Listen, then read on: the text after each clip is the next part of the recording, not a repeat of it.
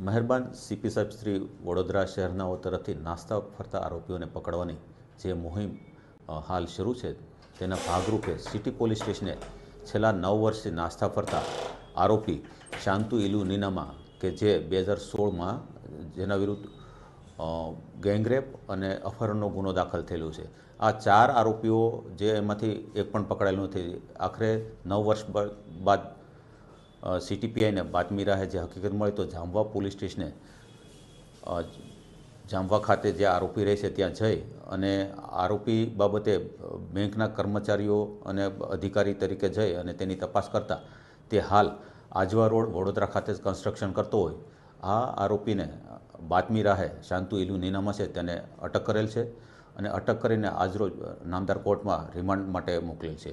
અન્ય આરોપીઓ બાબતેની પૂછપરછ કરવામાં આવેલી છે અને આરોપી વિરુદ્ધ પૂરતા